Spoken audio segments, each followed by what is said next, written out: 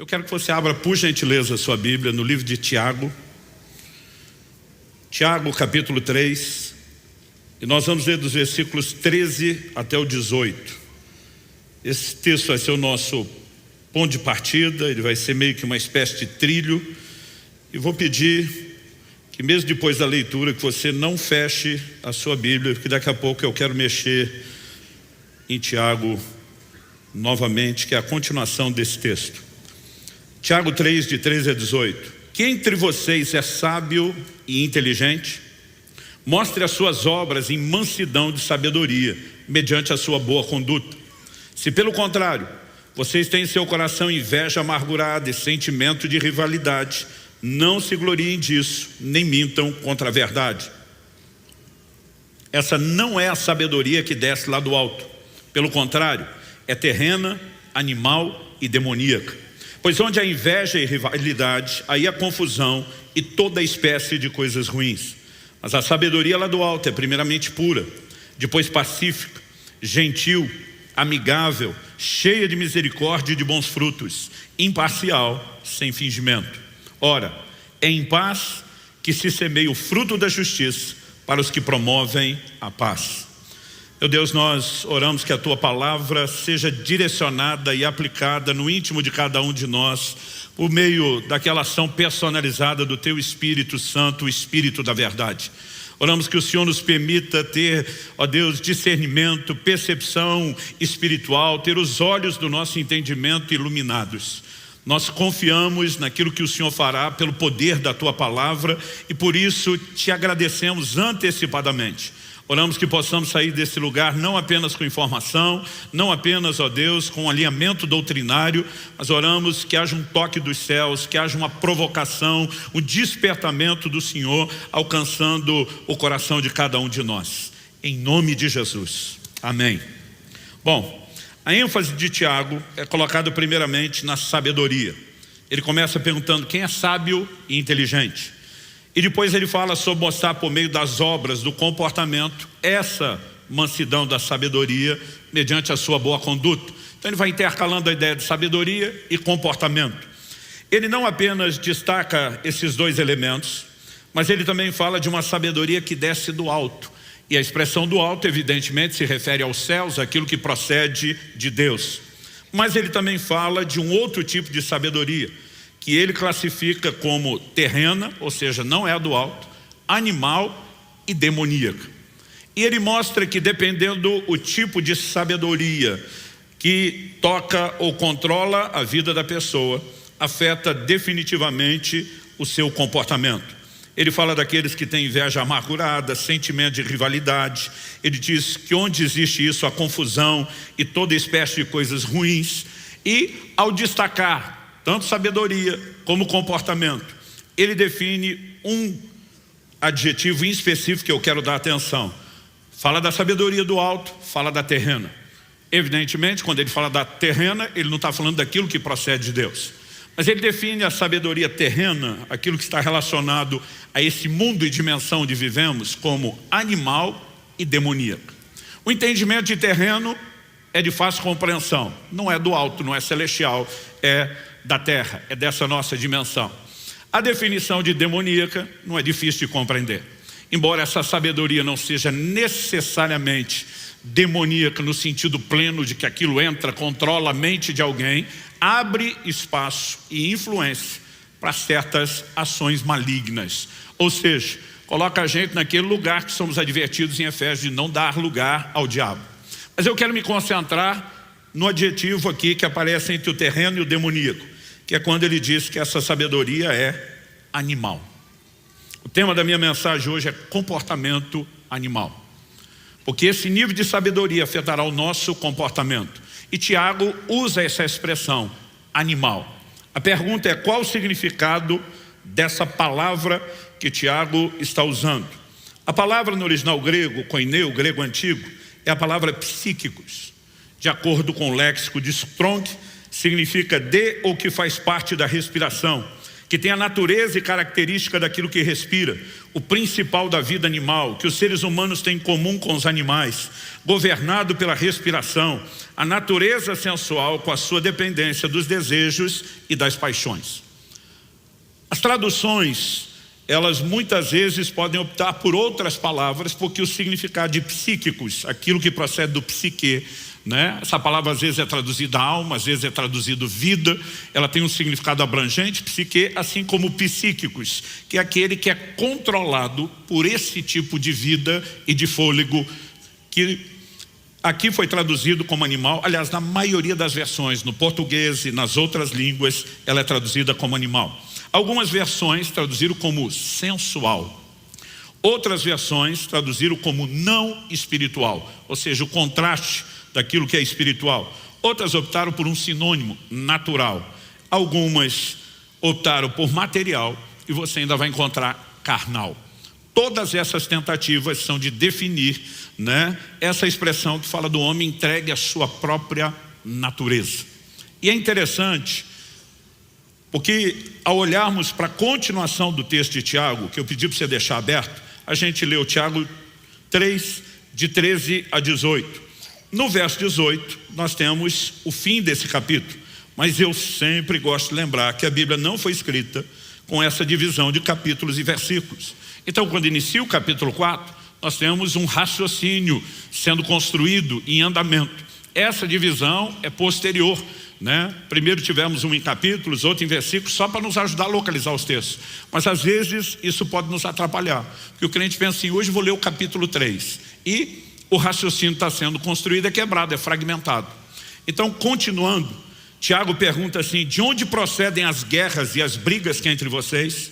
De onde, senão dos prazeres que estão em conflito dentro de vocês? Vocês cobiçam e nada têm, matam e sentem inveja, mas nada podem obter. Vivem a lutar e a fazer guerras, nada têm porque não pedem. Pedem e não recebem, porque pedem mal, para esbanjarem seus prazeres. Gente infiel, vocês não sabem que a amizade do mundo é inimizade contra Deus? Aquele, pois, que quiser ser amigo do mundo, se torna inimigo de Deus. Ou vocês pensam que é em vão que a Escritura diz: é com ciúme que por nós anseia o Espírito que Ele fez habitar em nós?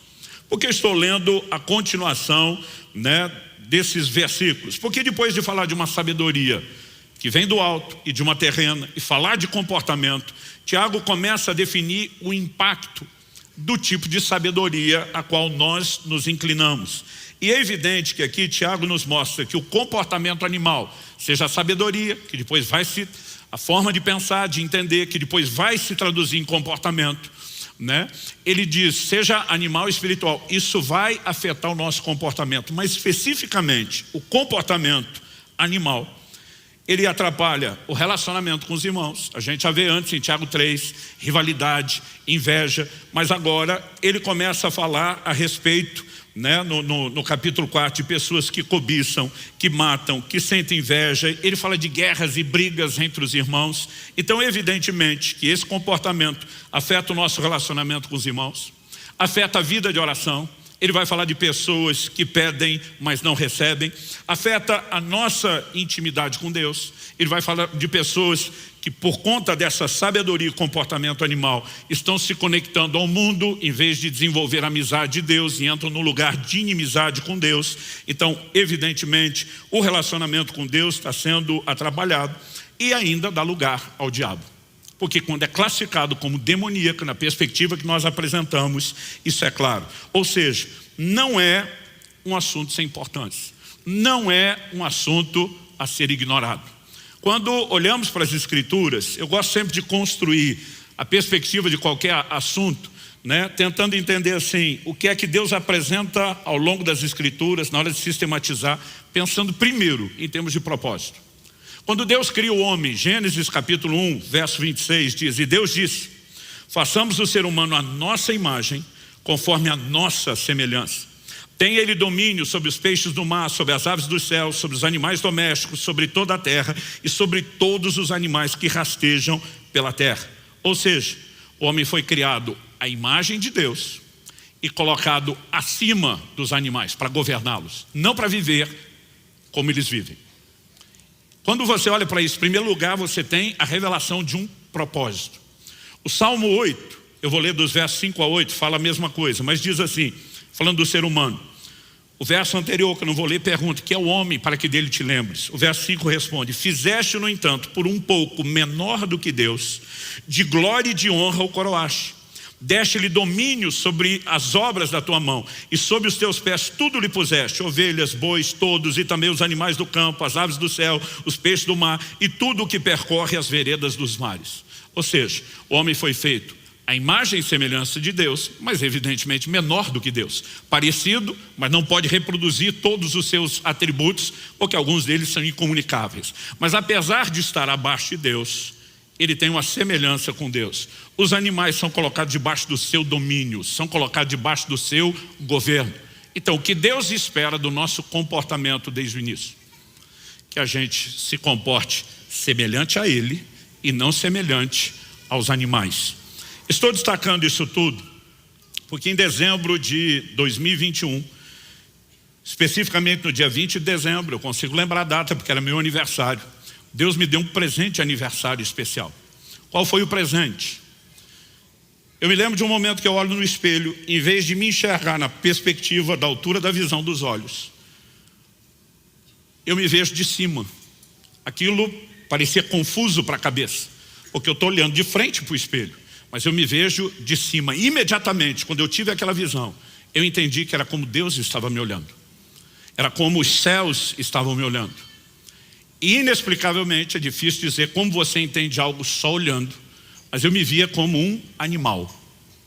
Não tinha nada de pecaminoso, de profano, de impuro, mas eu me via como um animal, na perspectiva de quem muitas vezes valoriza o instinto.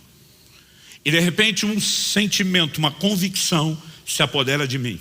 Se você viver apenas buscando esse nível de satisfação animal, você jamais vai entrar num nível profundo de intimidade e relacionamento com Deus. Pense em algo que me assustou, quase me levou a nocaute. Eu fiquei processando, tentando digerir aquilo, comentei só com aquele que algo tinha acontecido, sem entrar em detalhes. Eu fiquei literalmente perturbado com aquilo. Mas era o dia do meu aniversário, a gente tinha acabado de reunir a família, saído comer fora, jantado junto, era dia de festa, celebração. Mas toda a família estava reunida. Na época, Israel e a Priscila moravam em São Paulo, a gente tinha ido para lá, Lícia era solteira, estava conosco para juntar toda a família. Ficaríamos até o Natal, queríamos passar o Natal junto com a família do pastor Eibe, meu pastor, que é o pai da Priscila, porque nós dois tínhamos uma neta em comum, era só ela que era nascida até então. O pastor Eibe já tinha pedido para eu ficar o fim de semana na igreja e pregar, então eu falei para Kelly, a gente já passa esse fim de ano, esse tempo com a família.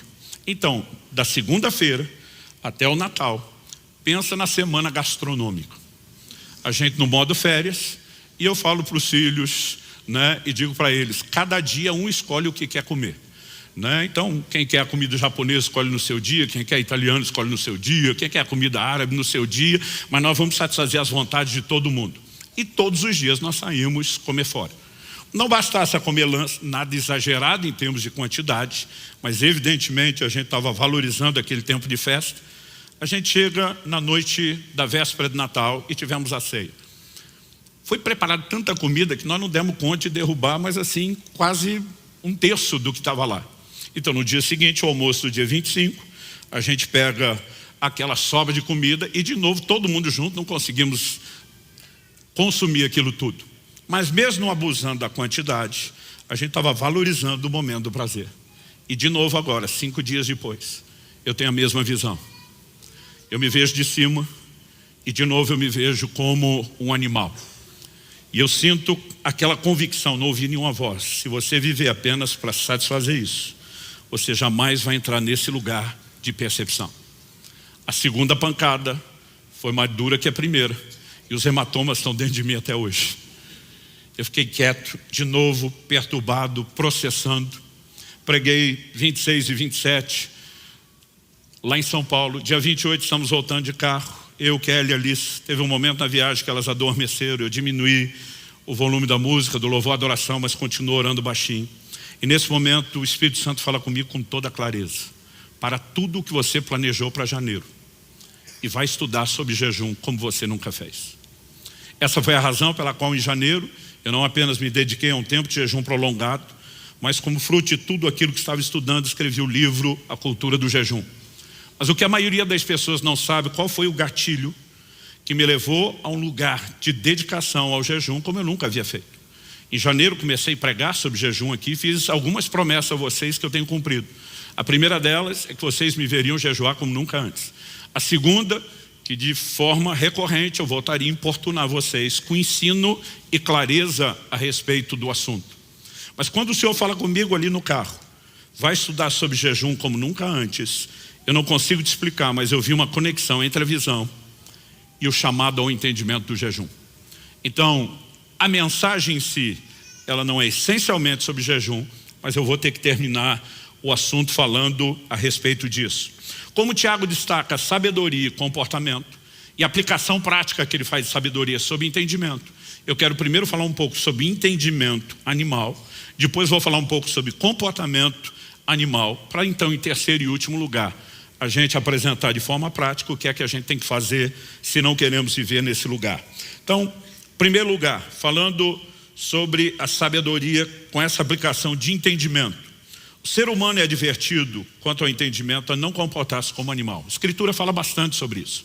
E eu sempre digo, quando você tem recorrência, o assunto deixa de ser meramente formação e ele ganha a categoria de ênfase. Salmo 32, 8 e 9. Eu o instruirei e lhe ensinarei o caminho que você deve seguir. Sob as minhas vistas lhe darei conselho. Depois de dizer o que Deus quer fazer, os verbos instruir, ensinar e dar conselho são claros. Ele diz, não sejam como o cavalo ou a mula que não tem entendimento. São dominados com freios e cabrestos, do contrário não obedecem a você. Deus está dizendo, eu me recuso a tratar vocês como animais. Eu não espero de vocês a ausência de entendimento que um animal tem.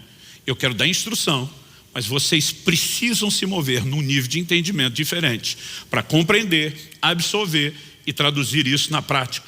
Salmo 73, versos 21 e 22. Quando o meu coração estava cheio de amargura. Várias vezes você vai perceber esses problemas de ordem emocional e conflitos de relacionamento atrapalhando e gerando essa desordem. Quando o meu coração estava cheio de amargura e o meu íntimo se comoveu, eu estava embrutecido e sem entendimento. Era como um animal diante de ti. Jó 18:3, porque somos reputados por animais e aos teus olhos passamos por curtos de inteligência. Jó 35, 10 e 11. Mas ninguém diz, onde está Deus que me fez? Que inspira canções de louvor durante a noite, que nos ensina mais do que aos animais da terra e nos faz mais sábios do que as aves do céu. Ele não apenas fala da necessidade de que tenhamos um nível de entendimento acima dos animais, mas que isso é fruto do ensino de Deus. E por fim, Salmo 49, 20, para a gente não se estender muito. O homem revestido de honrarias, mas sem entendimento, é antes como os animais que perecem. No Novo Testamento, que até então só citei texto do Velho, nós temos uma declaração de Paulo. Paulo diz assim, ora, a pessoa natural, algumas traduções dizem o homem natural.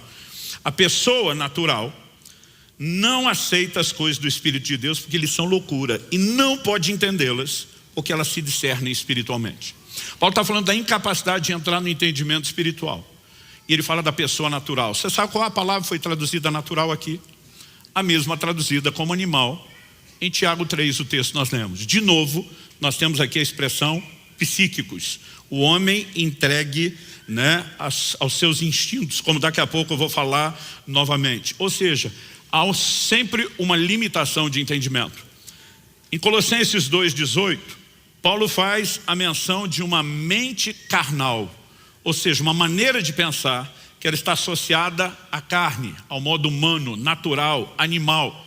E Deus quer nos levar a um outro lugar de entendimento, que é o da sabedoria lá do alto.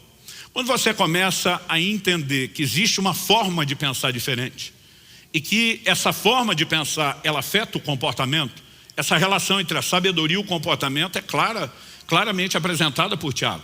Mas você pega, por exemplo, Romanos 12, 2. O apóstolo Paulo diz, transformai-vos pela renovação da vossa mente. A transformação da conduta do comportamento depende de uma mudança de mentalidade, porque tudo começa a partir do entendimento. Quando você entende isso, talvez fica mais fácil a gente entender um chamado recorrente do Novo Testamento, a sobriedade, que é um estado de mente. Ser sóbrio é diferente de estar ébrio ou embriagado, né? É você estar na plena faculdade da sua mente. Em 1 de Pedro, capítulo 4, verso 7, a Bíblia diz: o fim de todas as coisas está próximo.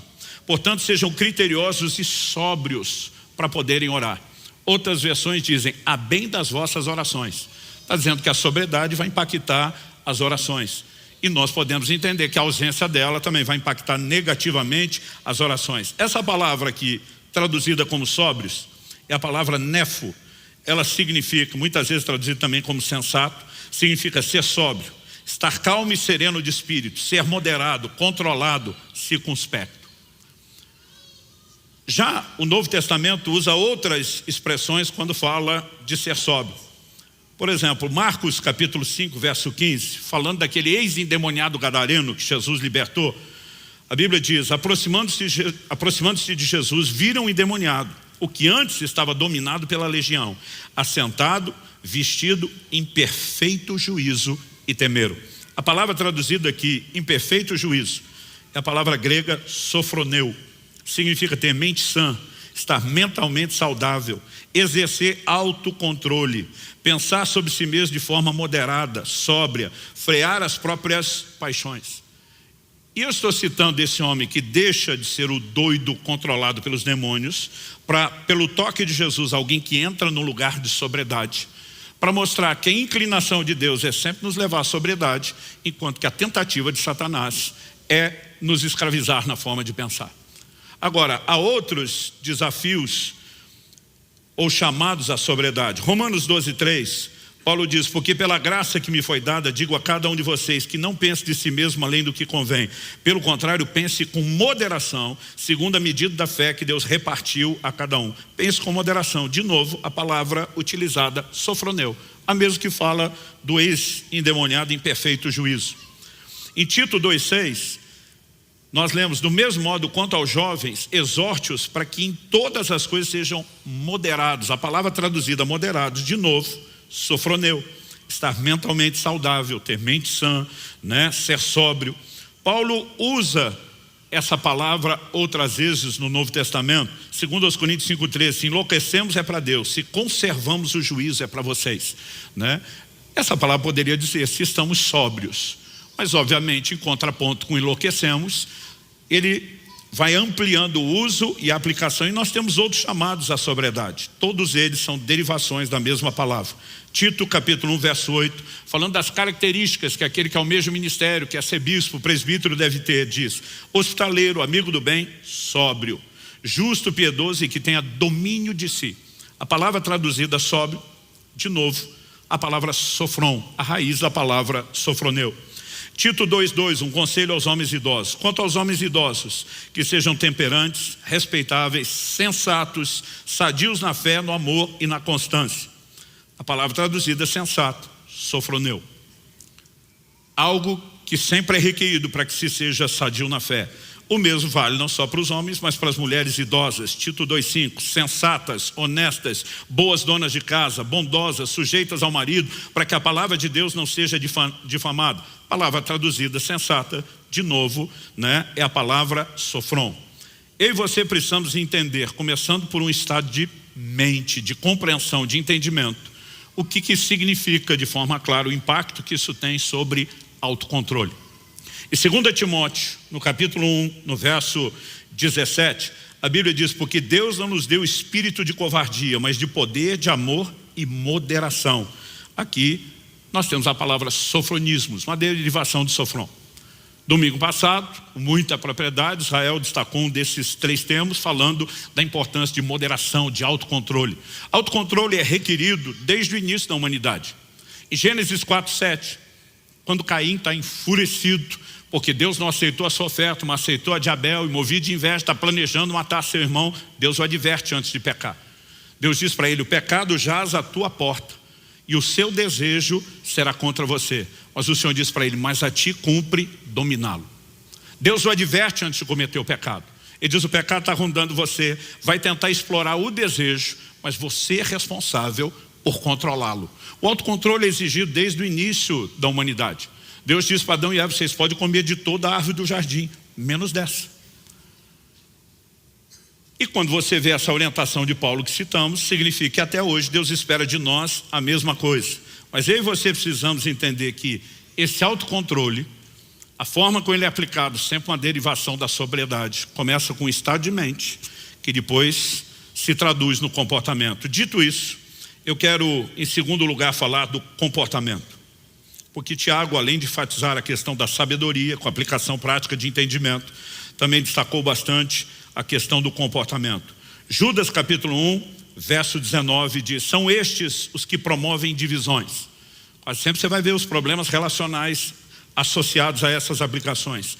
Seguem os seus próprios instintos e não têm o Espírito. Seguem os seus próprios instintos é uma tradução de novo de psíquicos. A mesma palavra traduzida como animal em Tiago 3. Outras versões optaram por traduções diferentes, né? Algumas traduções optaram, são sensuais, outras seguem a tendência da sua própria alma, seguem os seus instintos naturais, são dominados pelos desejos naturais, são controlados pelos seus desejos naturais, ou seja, comportamento animal. Porque o entendimento afeta diretamente o comportamento. Quando estava falando do entendimento, eu mencionei a declaração de Paulo: ora, a pessoa natural psíquica não entende as coisas do Espírito. Agora eu queria ler o versículo anterior e alguns posteriores, só para a gente abrir um pouco o entendimento. Se você quiser me acompanhar, 1 Coríntios 2, de 13 a 16. E diz: disso também falamos, não em palavras ensinadas pela sabedoria humana, mas ensinadas pelo Espírito, conferindo coisas espirituais com espirituais. De novo ele está falando que tem uma sabedoria que é do Espírito de Deus e tem uma que é natural. Aí ele segue e diz: ora, a pessoa natural não aceita as coisas do Espírito de Deus, a sabedoria do alto, porque eles são loucura, e não pode entendê-las, porque elas se discernem espiritualmente. Porém a pessoa espiritual julga todas as coisas, mas ela não é julgada por ninguém. Pois quem conheceu a mente do Senhor para que o possa instruir? Essa é uma citação do livro de Isaías. Ele diz: nós porém temos a mente de Cristo. Ou seja, não precisamos ser governados por um entendimento animal, porque Deus nos disponibilizou a sabedoria do alto, a ação do Espírito Santo em nós, que Paulo define aqui como a mente de Cristo. Por que eu estou lendo esses versículos todos? Paulo está trabalhando a questão do entendimento. Mas aí nós temos uma divisão, depois do verso 16 de 1 Coríntios 2, uma divisão de capítulo. Mas de novo nós temos um assunto que está sendo desenvolvido. Então se você ler a continuação, que agora é 1 Coríntios 3, de 1 a 3, é a sequência. Paulo diz assim: eu, porém, irmãos, não pude falar a vocês como a pessoas espirituais, e sim como a pessoas carnais, como a crianças em Cristo. Eu lhes dei leite para beber, não pude alimentá-los com comida sólida, porque vocês ainda não podiam suportar, nem ainda agora podem, porque vocês ainda são carnais. Porque se há ciúmes e brigas entre vocês, será que isso não mostra que são carnais e andam segundo os padrões humanos? Outras traduções dizem: andam segundo os homens, segundo essa natureza. O que o apóstolo Paulo está fazendo? A primeira leva de versículos ele trabalha a questão de entendimento, sabedoria do Espírito é natural. Na sequência, ele fala de comportamento. Ele diz: tem gente que é espiritual. Qual o significado da expressão espiritual? Espiritual não significa uma pessoa mística. Às vezes a gente pensa que espiritual, aquele camarada tem visões, revelações, experiências. Não é essa a definição. O contraponto de espiritual é com carnal. Espiritual que se move no nível do espírito, da sabedoria e do entendimento do alto. Carnal é o que tem tanto a sabedoria e o entendimento como o comportamento animal da carne. E aí ele começa a dizer: olha, vocês estão limitados inclusive na compreensão do entendimento, porque vocês estão presos no modo carnal. E a forma dele defender isso, ele diz: se há ciúmes e briga entre vocês, será que isso não mostra, não prova que vocês são carnais e andam segundo os homens? Porque sempre o comportamento que nós manifestamos, ele é fruto do nível de entendimento e de revelação que nós carregamos. É por isso que todos nós precisamos entrar no lugar de profunda consciência bíblica, para que isso afete profundamente o nosso comportamento. Mas a mesma relação acontece em Tiago, em 1 Coríntios, em Judas. Quando a Bíblia fala dos que são sensuais, que andam segundo o próprio instinto, a Bíblia diz: não tem o Espírito. Essa expressão não tem o Espírito, para alguns não são espirituais. porque ela pode ser traduzida dessa forma. Não ter o Espírito não significa que nunca foi tocado, que não tem uma experiência, mas não vive nesse lugar de domínio. Eu e você precisamos entender que as duas coisas, elas se contrapõem, e nós precisamos entender que ou você vai estar inclinando para um lado ou para outro. Em Gálatas, no capítulo 5, Paulo vai falar a respeito das obras da carne versus o fruto do Espírito. Ele faz uma relação de quais são as obras da carne. Ele faz uma relação com características desse fruto do Espírito. Mas antes de falar sobre isso, ele começa com uma abordagem que é o que introduz ao assunto. E é importante que a gente veja isso para perceber a relação. Então quero ler Gálatas 5, de 13 a 15. Paulo diz: porque vocês, irmãos, foram chamados à liberdade, mas não usem a liberdade para dar ocasião à carne. Isso é muito importante. Não usem a liberdade para dar ocasião à carne. Pelo contrário, sejam servos uns dos outros pelo amor. Porque toda a lei se cumpre em um só preceito, a saber, ame o seu próximo como a você mesmo. Mas se vocês ficam mordendo e devorando uns aos outros, tenham cuidado para que não sejam mutuamente destruídos. Olha o que Paulo está dizendo. Não use da liberdade para dar ocasião à carne. A maioria de nós pensa ocasião à carne com todo tipo de pecado, menos nos relacionais. Mas ele diz, vocês estão mordendo e devorando uns aos outros. Por que ele usa essa linguagem? Ninguém está dando uma mordida no braço do outro, na orelha do outro de forma literal. Mas ele está dizendo, vocês estão se comportando como animais. Os animais se atacam uns aos outros, mordendo e devorando. E ele mostra que essa desordem relacional é fruto do comportamento animal. É depois de dizer isso que nós vamos ter um ensino maravilhoso, extraordinário, profundo, de extrema importância prática para a vida do cristão. Porque ele segue então, a partir do verso 16, digo porém o seguinte, vivam no Espírito e vocês jamais satisfarão os desejos da carne. Porque a carne luta contra o Espírito luta contra a carne, porque são opostos entre si, para que vocês não façam o que querem. No verso 19 ele diz, ora, as obras da carne são conhecidas e são imoralidade sexual, impureza, libertinagem, idolatria, feitiçarias, inimizades, rixas, ciúmes, iras, divisões, facções, invejas, bebedeiras, orgias e coisas semelhantes a essas. Declaro a vocês, como antes aos prevenir, que os que praticam tais coisas não herdarão o reino de Deus. Essa frase também é importante. Os que praticam tais coisas não herdarão o reino de Deus. Paulo está falando do cara que não se converteu, mas só vai para o inferno se praticar uma dessas coisas da lista? Evidentemente que não. Todos nós nascemos destinados à condenação eterna, porque antes de fazer algo errado, nós já temos uma natureza pecaminosa. Todos nós precisamos de salvação, e só a salvação por meio de Cristo Jesus e do reconhecimento da sua obra redentora. Uma expressão da graça de Deus se recebe pela fé. A gente não é salvo porque para de pecar. Então o que significa? Quem pratica essas coisas não vai herdar o reino de Deus. Ele está dizendo, você que abraçou a salvação, obra da graça pela fé, se insistir no velho comportamento, vai abortar o plano e o processo de Deus para a sua vida. Isso significa que não se pode tolerar de forma alguma na vida do cristão o comportamento animal.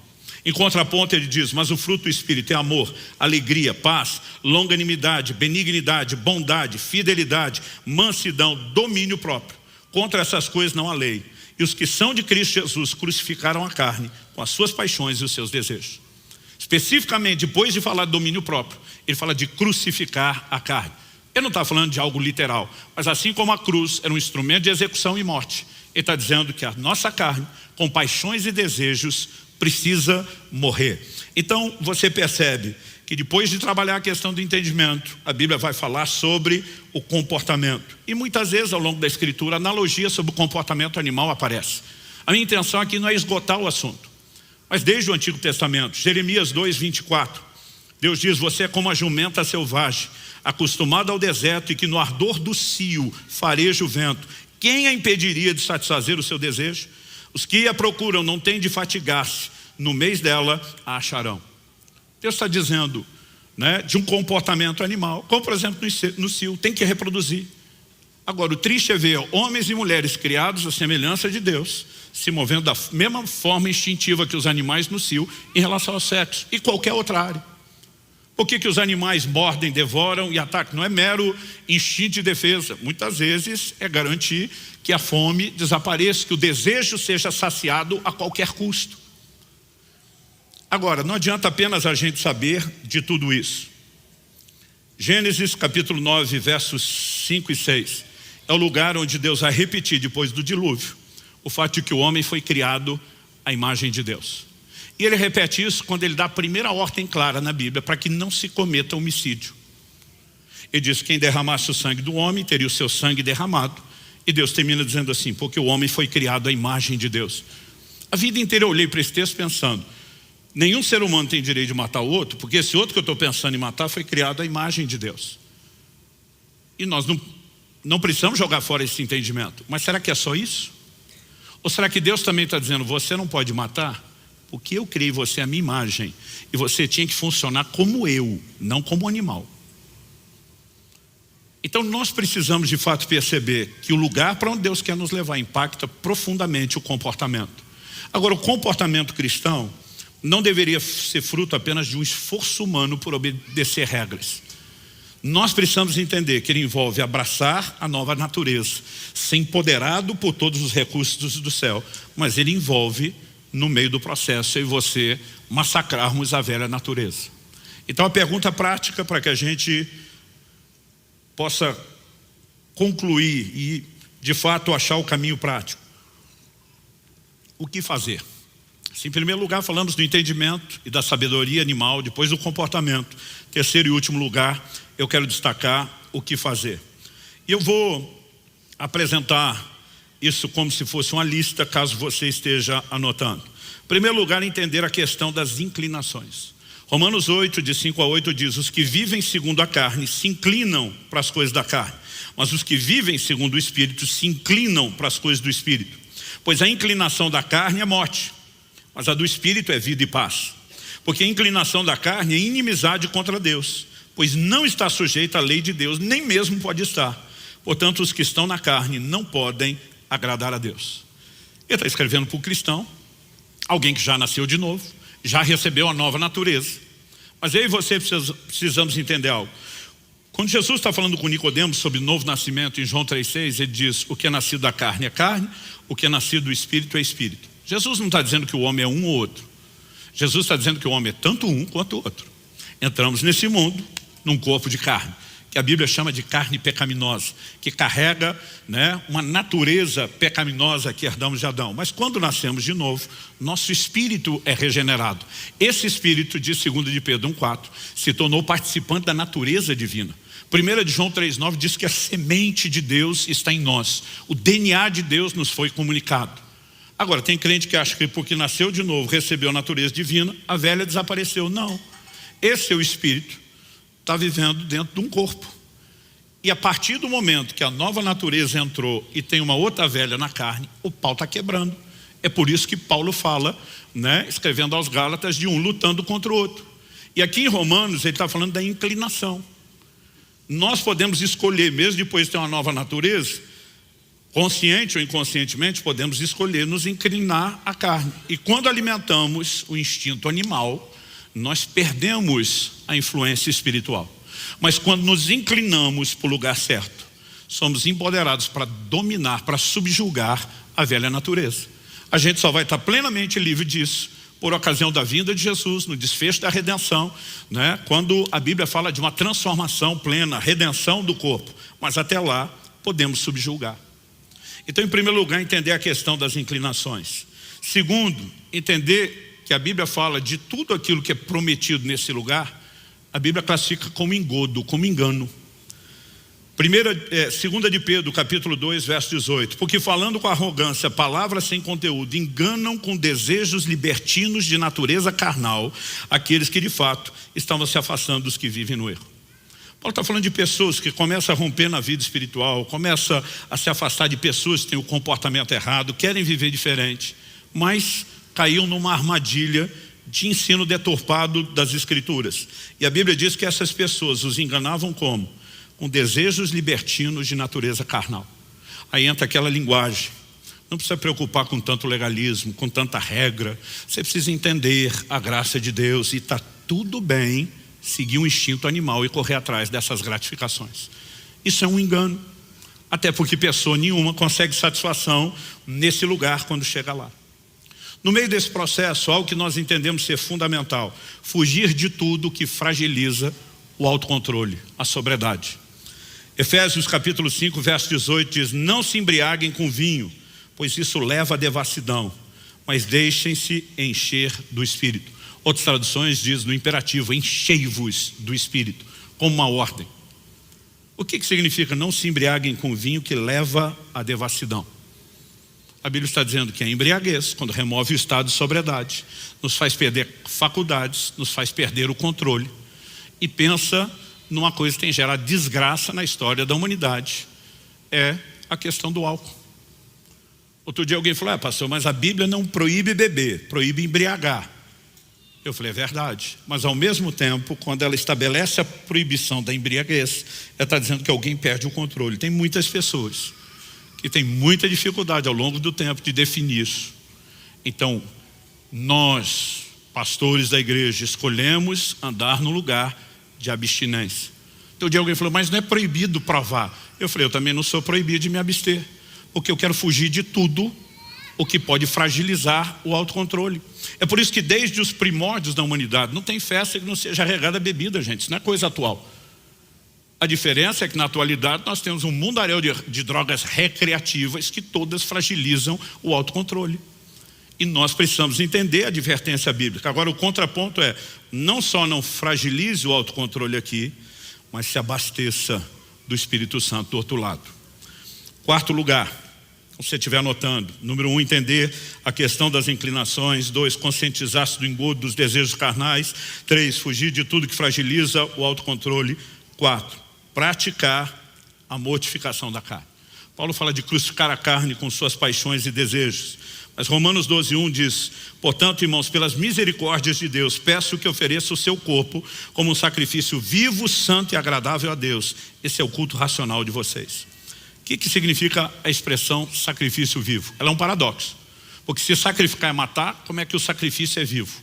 Espera aí, Paulo, é para matar ou não é para matar o corpo? Literalmente não. Existe um nível de mortificação, mas não é literal, você não mata o corpo. O que eu mato, Paulo? Em Colossenses 3:5, o apóstolo diz: portanto, façam morrer tudo que pertence à natureza terrena: imoralidade sexual, impureza, paixões, maus desejos e a avareza, que é a idolatria. Interessante que essa afirmação, ela vem em contraste: façam morrer a natureza terrena, com um chamado anterior feito em Colossenses 3:2, 3 versículos antes: pense nas coisas lá do alto e não nas que são aqui da terra. Sintonize com uma outra forma de pensar e mude o seu comportamento. Como? Por meio da mortificação. Daqui a pouco eu volto no assunto da mortificação. Quinto, associando a ideia de mortificação, precisamos entender a necessidade de abstinência no comportamento cristão. 1 de Pedro 2, 11 e 12. Amados, peço a vocês, como peregrinos e forasteiros que são, que se abstenham das paixões carnais, que fazem guerra contra a alma, tendo conduta exemplar no meio dos gentios, para que quando eles os acusam de malfeitores, observando as boas obras que vocês praticam, glorifiquem a Deus no dia da visitação. Abstenham-se das paixões carnais. Abstinência é uma palavra tão pouco usada no nosso meio, que um dia desse eu toquei no assunto e alguém me perguntou: o que é abstinência? Agora, a orientação é clara. A Bíblia não está dizendo que a gente não pode viver nenhuma forma de alegria ou de prazer. Jesus diz em João 15:11: para que a minha alegria esteja em vós e a vossa alegria seja completa. Quando ele faz a distinção de minha alegria e vossa alegria, está dizendo tem prazer e deleite espiritual, tem prazer e deleite natural. Quando Deus cria o homem e o coloca lá no jardim, o homem ainda antes de pecar tem plena comunhão com Deus, acesso à fonte plena de alegria, mas Deus permitiu acesso a outras fontes de prazer. Ele cria uma variedade de alimentos. Eu sempre digo que ele podia ter feito um fruto só com todos os nutrientes, mas ele, em vez disso, fez uma diversidade, nos deu o paladar. Ele está dizendo: aproveita isso. Deus abençoa o homem pondo em execução o plano eterno do casamento, cria a esposa e, evidentemente, ele está dizendo: estou te dando uma fonte de deleite. A Bíblia não é contrária a nenhuma forma de deleite. Quando a Bíblia fala das paixões, ela está falando de um nível de anseio por satisfação e gratificação, e aí a conversa é outra. Porque você pode parar no nível, né, de deleites permitidos, ou você pode avançar para um lugar dos proibidos. Agora, o que é que eu e você precisamos entender? Quando a Bíblia fala de abstinência, isso literalmente significa guardar-se, refrear. Ela está falando de autocontrole. E antes de voltar a mexer nesse assunto, sexto lugar, só para fechar a lista de orientações práticas, desenvolver a sensibilidade espiritual. Porque a ideia não é só frear o comportamento animal, entrar nesse lugar de uma dimensão espiritual. Como eu e você podemos fazer isso? E acredito que uma das instruções mais práticas para viver uma vida cristã frutífera, marcante, profunda, poderosa, é entendermos o impacto e o poder das disciplinas espirituais. O que são as disciplinas espirituais? Vida de oração, de devoção, que inclui adoração, leitura da palavra, jejum. Qual a importância dessas coisas? Elas não têm a ver com mérito. O crente não merece mais de Deus porque orou muito. O crente não merece mais de Deus porque adorou mais. O crente não merece mais de Deus porque gastou tempo, né, com a palavra de Deus, e nem tão pouco porque jejua. Mas qual o impacto que essas práticas têm? 1 Coríntios 6,17 diz: aquele que se une ao Senhor é um só espírito com Ele. Quando eu e você separamos tempo para estar com o Senhor, o nível de união e comunhão é no nível do espírito. E quem gasta tempo nesse lugar de oração, ele começa a desenvolver uma percepção do lugar onde ele é tocado. Sensibilidade espiritual. O mesmo vale para a adoração. Em João 4,24, Jesus diz: Deus é espírito, e é necessário que os seus adoradores o adorem em espírito e em verdade.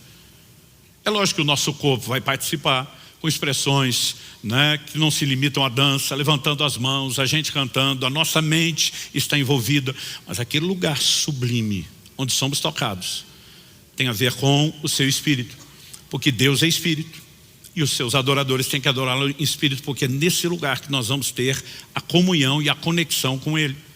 Podemos falar o mesmo da leitura bíblica. Jesus diz em João 6,63, o espírito é o que vivifica, a carne para nada aproveita. Então Jesus diz: as palavras que eu lhes tenho falado são espírito e são vida. Se o espírito é que vivifica, entenda que por meio da minha palavra você é tocado, alimentado no seu espírito. Quando Jesus diz nem só de pão viverá o homem, mas de toda a palavra que sai da boca de Deus, ele está dizendo: o homem não é só carne, não é só matéria. Ele precisa do pão para alimentar isso aqui, sim, mas como ele é um ser espiritual, ele precisa de um alimento espiritual. Qual é o alimento espiritual? A palavra de Deus. Isso significa que o seu espírito será nutrido, fortalecido, e eu diria mais, ele entra no lugar de percepção cada vez maior. Por quê? Por meio da palavra, além do fortalecimento espiritual, nosso entendimento é afetado, consequentemente o nosso comportamento é afetado a uma reação em cadeia. Romanos 7,14 diz: porque bem sabemos que a lei é espiritual, eu porém sou carnal, vendido à escravidão do pecado. Então, se eu quero quebrar a força da carne, eu preciso da lei de Deus, a palavra de Deus, que é espiritual, que toca, que ativa e vivifica o meu próprio espírito. Agora, a maioria dos crentes quer viver uma vida espiritual profunda com pouca prática espiritual. Não tem a menor chance de você entrar no lugar de frutificação ou de um cristianismo profundo apenas gastando tempo com Deus uma vez por semana no culto. E isso uma vez por semana é relativo, porque a maioria não tem essa assiduidade toda. É a mesma coisa que o camarada diz: não, a cada 7, 15 dias eu vou para a academia e faço um treino. Eu digo: beleza, vai fazer diferença nenhuma ao longo do tempo. Nós precisamos entender que essas práticas, elas são parte de uma conduta diária, contínua, e qual o impacto que isso vai ter sobre nós. Agora, somado isso tudo, para a gente encerrar, eu quero concluir. Onde o jejum entra em tudo isso? O jejum é uma soma de um ataque frontal, diretivo, contra a natureza carnal, contra o comportamento animal, né? Uma atitude explícita de mortificação da carne, que associada às disciplinas espirituais, nos leva a um lugar de profunda percepção daquilo que Deus tem para nós no plano espiritual. O jejum é uma excelente ferramenta para se exercer autocontrole, domínio próprio. É um treinamento contínuo. É por isso que ele não deveria ser uma coisa tão esporádica ou totalmente ausente na nossa vida, como infelizmente acontece na vida de muito crente. Jesus diz em Mateus 6,16, quando jejuardes? Ele nunca disse se jejuardes. O jejum não foi tratado como uma opção. Ele deixou claro: eu espero isso de vocês. Porque ninguém orienta como fazer alguma coisa, a menos que espera que o orientado faça aquilo que ele está orientando fazer. Porque razão Jesus nos orientaria como jejuar, a menos que ele esperasse que nós jejuássemos. Aí você vê um monte de crente, até pregadores hoje em dia, atacando o jejum. Porque muitas vezes a melhor forma de justificar a sua negligência é inventar uma doutrina para isso. Então os caras falam assim, o jejum é coisa da lei, é do Antigo Testamento. Eu olho para essa turma e falo, que Bíblia vocês leem? Em Lucas 5, de 33 a 35, as pessoas questionam Jesus. Os discípulos de João Batista e dos fariseus jejuam com frequência e fazem orações. Por que os seus não jejuam? Aliás, não só pergunto que os seus não jejuam, e diz, os seus comem e bebem. Jesus diz, enquanto o noivo estiver presente, os convidados para o casamento não vão jejuar. Mas quando o noivo for tirado, eles vão jejuar. Jesus garantiu que seus discípulos iriam jejuar. Quando? Ele diz, depois que o noivo for tirado. O que é que significa isso? Em todas as parábolas de Jesus, em todos os evangelhos, todas as vezes que ele usou a alegoria do noivo, ele estava falando de si.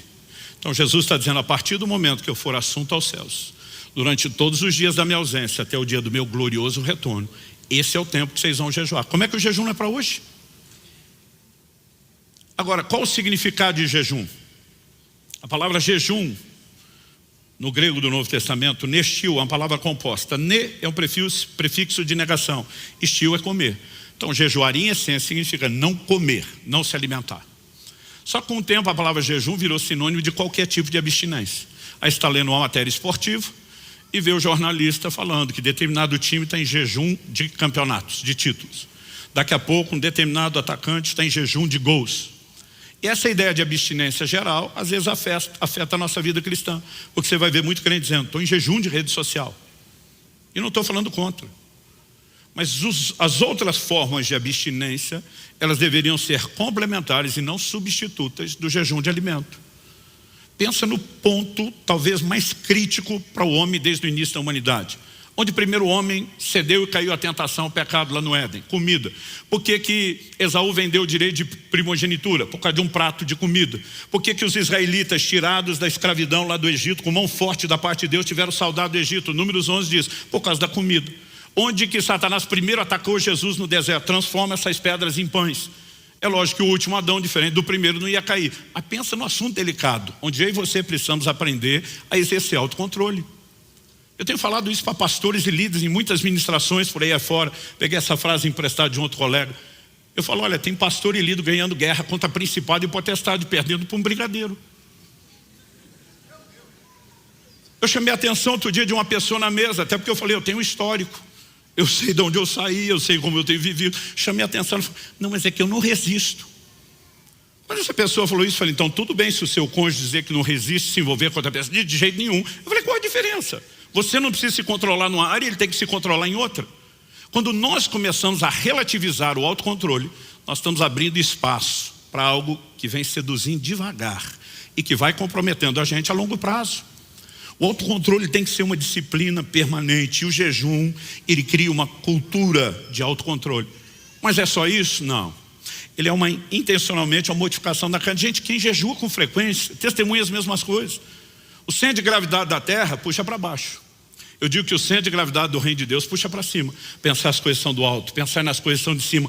O jejum te arranca da força daquilo que atrai para a terra. Ele começa a fazer você migrar para um outro centro de gravidade. Você passa a aspirar e desejar outras coisas. Quem jejua com frequência e regularidade testemunha as mesmas coisas. As coisas materiais perdem absurda e inexplicavelmente o seu valor, a sua importância. O coração fica blindado contra a ofensa. Porque esse negócio de morder e devorar uns aos outros é comportamento animal. E de repente, eu e você precisamos perceber que há um lugar nessa prática. Mas o que Deus começou a me chamar a atenção. Lá no início eu contei qual foi a visão. Não estou aqui para pregar uma visão. A gente não vive em cima de experiência de outros. Eu só contei a visão para você entender o que me levou a estudar profundamente esse assunto durante 2 anos e meio. Para então, a partir do que a Bíblia diz, olhar e dizer, faz sentido aquilo? Faz. Mas foi aquela percepção, se você viver só para satisfazer essas gratificações e deleites, você nunca vai entrar na percepção desses outros deleites.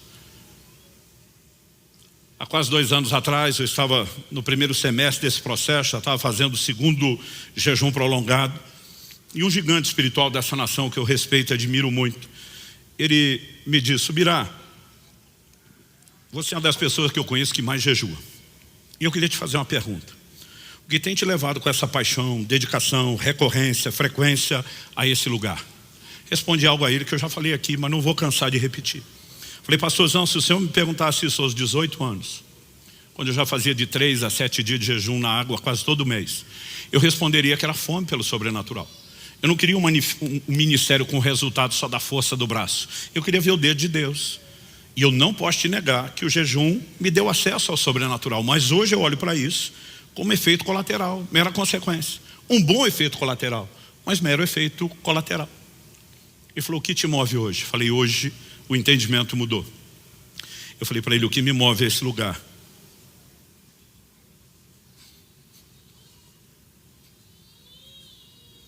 É a capacidade de perceber os deleites espirituais. Ele me olha e diz: me fala mais disso. Falei: pastorzão, para eu te explicar isso, eu vou te dar uma ilustração natural do que o jejum faz com o corpo. Você passa por uma limpeza, uma desintoxicação profunda. Agora estou falando de jejum prolongado. E a própria falta daquela enxurrada de tanto sabor diferente faz com que o seu paladar fique muito acurado. Quão acurado? Por exemplo, as pessoas dizem que a água não tem gosto. Quem faz jejum prolongado discorda. Dr. Aldo, que me acompanha em todos esses jejuns, sempre fica no meu pé. Hidrate-se, beba bastante água e de preferência um pH elevado, água alcalina. O problema é que quanto mais alto é o pH da água, mais salobre é o gosto. E às vezes tem hora que fica difícil lidar com aquele gosto ruim para ter a qualidade da água boa.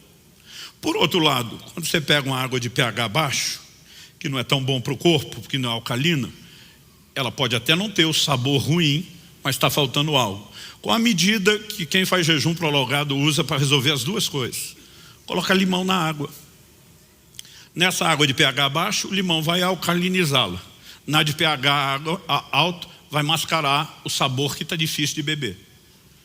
Aí falei: estou dizendo isso porque alguns dias atrás, nesse mesmo jejum, eu estava no outro evento, os pastores saíram da conferência, foram almoçar, e mesmo não comendo eu fui junto, porque queria o tempo de mesa, queria comunhão, o relacionamento.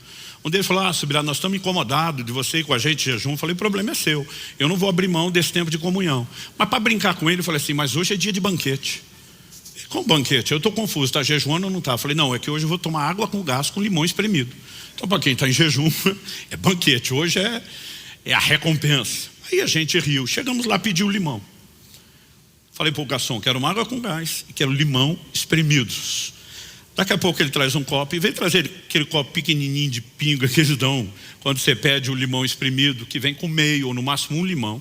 Ele trouxe um copo maior, cheio. Quando eu vi aquilo, pensei: acho que ele não me entendeu, nunca vi alguém trazer tanto limão. Pensei: ele deve ter achado que eu queria uma limonada. Então peguei e, antes de reclamar, provei. Quando eu provei, dei um golinho, senti que estava doce. Falei: garçom, vem cá, eu acho que eu não me expliquei direito, você não entendeu, não sei o que houve. Mas não queria uma limonada, eu só queria o sumo do limão. Ele falou: mas isso é o sumo do limão, não é limonada. Eu falei: impossível, está doce. Ele olha para mim com a cara impressionada, diz: impossível. Digo eu, que vi o cara da cozinha espremer um monte de limão, só tem limão aí. Eu pensei: eu estou doido. Eu pego e provo aquilo a segunda vez.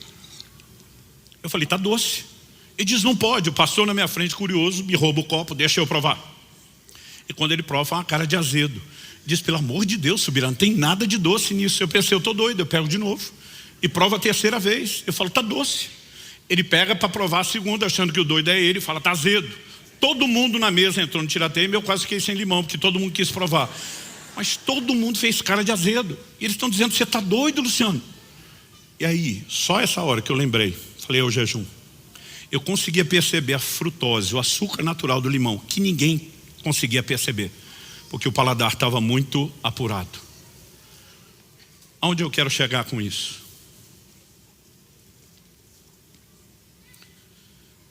Muitas vezes eu estou ali com a Bíblia aberta, eu entro num modo que eu fico dizendo: meu Deus, isso sempre foi doce desse jeito, e eu é que não percebia. Às vezes, desses períodos de jejum, no tempo de oração e adoração, eu digo: Senhor, eu estou uma vida inteira te buscando, mas isso sempre foi doce desse jeito e eu é que não percebia. O Salmo 16:11 diz: na tua presença plenitude de alegria. A sua destra há delícias perpétuas. Ele não diz que essa alegria plena é uma coisa etérea, o sentimento vago. Ele traduz isso na forma de deleites, de algo prático. E aí eu e você precisamos entender a aplicação disso. Uns dias depois desse episódio do limão, eu estou em outra refeição com pastores, e um deles pega de sobremesa uma salada de fruta. Para quem o limão é doce, você imagina as outras frutas? Mas aí eu vejo a criatura virar uma lata de leite condensado em cima e eu começo a me remoer. Eu quero voar no pescoço dele por cima da mesa, gritar com ele, dizer: não precisa, a fruta já é doce. A primeira eu me lembro de quando eu consumi açúcar e tinha perdido a capacidade de sentir o doce da fruta. Segundo, eu lembro que não adiantava os outros falar, até eu tirar e ver a diferença. E eu penso, não adianta eu brigar com ele aqui. Mas eu estou simplesmente olhando para aquilo e pensando, tem muito cliente se entretendo com leite condensado e perdeu a capacidade de desfrutar o doce do jeito que Deus fez e não consegue achar que isso vale a pena. Qual o caminho que eu e você precisamos para entrar nessa compreensão? O jejum tem um poder didático. Jesus cita em Mateus 4,4 no final do jejum: nem só de pão viverá o homem. Ele está citando Deuteronômio 8,3. O que é que Deus diz lá? O Senhor humilhou vocês, fez com que vocês tivessem fome, para que, indicativo de propósito, vocês compreendessem que nem só de pão viverá o homem, mas de toda a palavra que sai da boca de Deus. Existem aflições da alma, daquele seu lugar de satisfação. Existem certas privações que têm um poder didático de gerar percepção de algo espiritual que nós não estamos acessando. Aí você vai entender 1 Coríntios 7,5. Quando Paulo está falando que o marido e mulher não podem se privar, se negar um ao outro, ele está falando de intimidade sexual. Basicamente ele está dizendo que nessa área o casal cristão tem que estar em avivamento também. Mas ele diz assim, a não ser, a pausa, a única coisa que justifica, e dá uma exceção, diz a não ser, quando os dois de comum acordo, isso é importante, resolvem se dedicar por um período de tempo à oração. O que é que Paulo está dizendo? E quando o casal está nesse avivamento não pode orar, não é isso que ele está falando. Ele está dizendo aqui, sua oração é mediana. Agora você quer entrar num lugar profundo, águas profundas, pausa o leite condensado para resgatar a percepção do doce da fruta. Muitos de nós estamos tentando viver a vida cristã num piloto automático, num senso de certo e errado, mas não estamos vivendo prazeres, deleites. Em agosto do ano passado eu estava no final de um desses períodos de jejuns e Deus me visita no quarto da madrugada.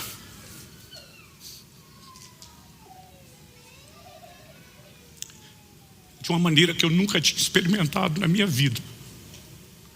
Eu nunca senti tanto deleite, eu nunca senti tanto prazer, eu nunca senti tanta alegria na minha vida.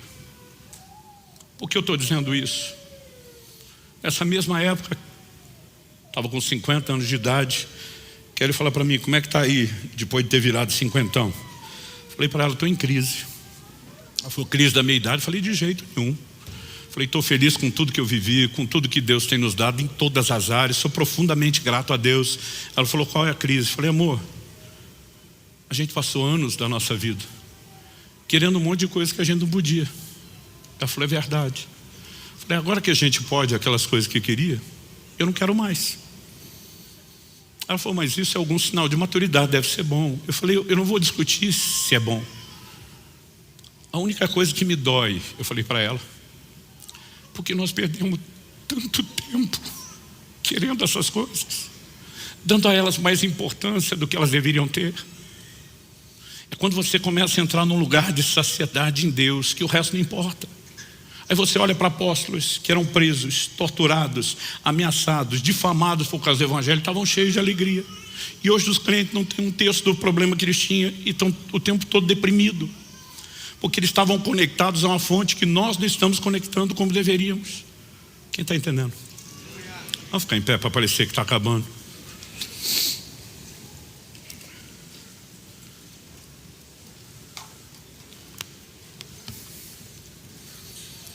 Eu posso te dizer que esse entendimento, que Deus me levou a mergulhar na palavra, buscar as respostas, que veio como consequência daquela visão, e tem afetado e mudado profundamente a minha vida.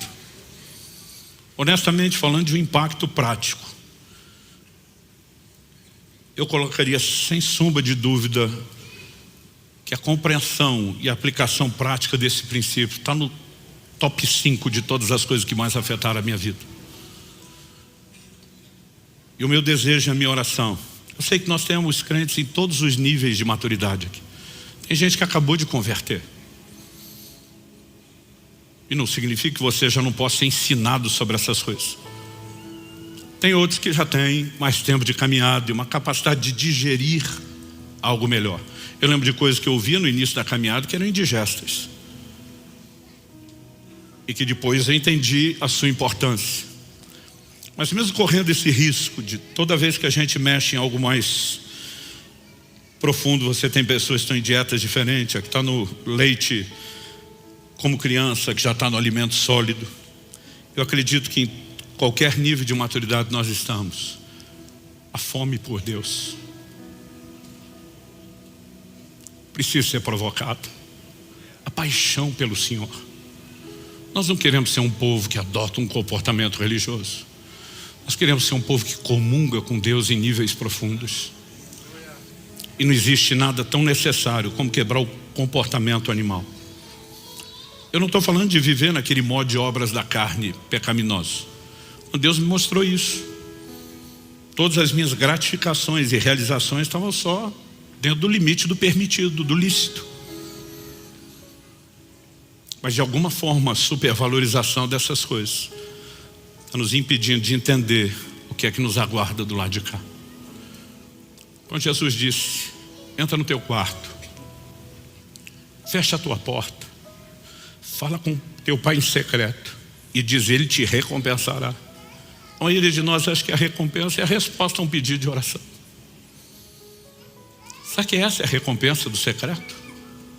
Deus está dizendo: fecha a tua porta só. Está dizendo: desliga dos outros, esquece do resto.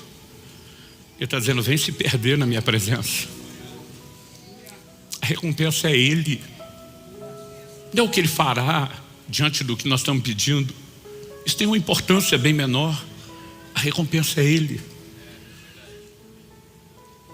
Se eu pudesse voltar lá atrás, no início da caminhada cristã, o que eu estou compartilhando com vocês hoje, eu queria que fosse uma das primeiras coisas que eu pudesse ter entendido.